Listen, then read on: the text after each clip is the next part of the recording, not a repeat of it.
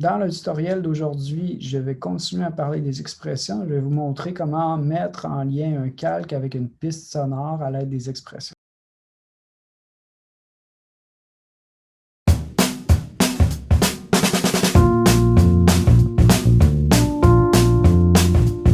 Pour ce qui est des fichiers sources, la petite radio que vous voyez dans la composition, elle est faite à partir d'un tutoriel du site de Adobe. Pour la musique, il s'agit d'un groupe qui s'appelle Poddington Bear qui font beaucoup de musique instrumentale. La piste en question s'appelle Buddy Guy.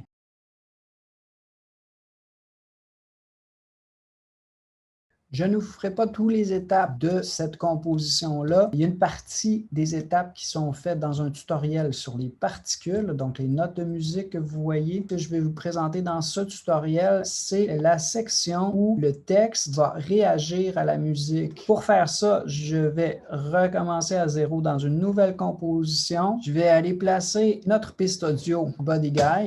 On a un petit moment de tambour qui embarque. Je vais ajouter un repère à cet endroit-là. Ensuite de ça, je vais ajouter un calque de texte. Les éléments du design, vous irez voir par vous-même plus tard. Dans ma composition, moi, j'aimerais ça avoir un texte qui est fixe, puis ensuite qui va s'activer. Fait qu'au moment où j'ai mis mon marqueur, j'aimerais ça que le texte s'active en fonction de la musique. Fait que moi, une façon simple que j'ai trouvé de le faire, c'est juste de scinder le calque de texte à cet endroit-là. Donc, à l'endroit où est-ce que j'ai mis mon marqueur, je peux aller dans Édition, faire scinder le calque ou votre raccourci, commande ou contrôle, Shift D. Maintenant, j'ai beat puis beat numéro 2. Je vais le mettre d'une autre couleur pour que vous puissiez l'identifier, celui-ci. Je vais revenir sur mon calque MP3. Quand j'ai un calque qui est audio, ce que je peux faire, ça c'est le secret un peu de cette technique-là, c'est de passer par le menu animation, aller à l'assistant d'image clé puis demander de convertir les données audio en images clés. Ce qui va se produire, c'est que je vais avoir un calque nul qu'on appelle. Un calque nul, c'est quoi? C'est un calque qu'on ne voit pas, qu'on n'entend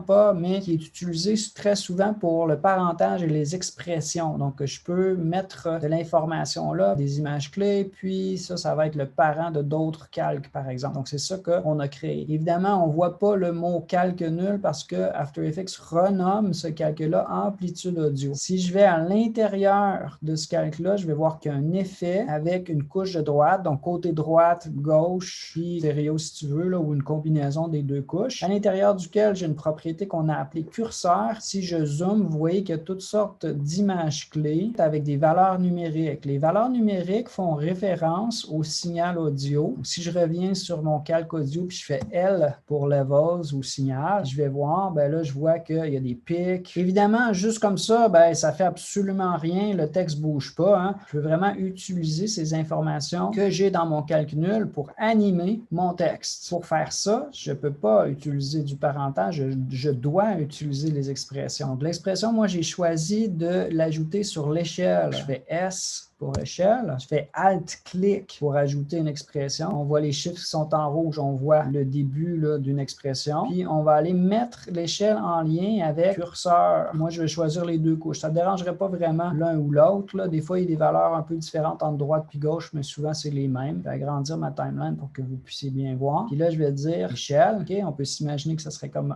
l'élément enfant. Puis, je vais aller le parenter ici avec curseur. Je vais relâcher. Ça nous donne une variable temp, comme on a vu. J'ai deux valeurs. J'ai x, y pour échelle, mais j'ai juste une valeur pour curseur. Donc, il nous crée une variable. Après ça, on a discomp, ça veut dire dans cette composition-ci, va chercher le calque qui s'appelle amplitude audio, l'effet qui s'appelle les deux couches, puis sa propriété curseur. Ça va te donner la valeur pour x, y d'échelle. Si je vais aller me concentrer sur cette partie-là, donc mon texte est fixe. Et ensuite s'active. Ce qui est peut-être pas bon au niveau du design, c'est que les valeurs pour curseur sont très petites. Remarquez, si je me promène un peu, j'ai 7, 21, 37. Ça devient les pourcentages pour échelle. Donc 22% ou 7%, ça ne fait pas un texte qui est très gros.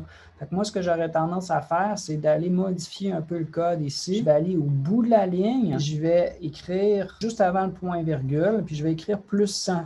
Donc, je vais toujours avoir au minimum 100%, puis ce que j'ai sur curseur va être ajouté. Je vais cliquer à côté pour valider mon code. Et là, à ce moment-là, ce que je vais avoir, c'est quelque chose d'un petit peu mieux.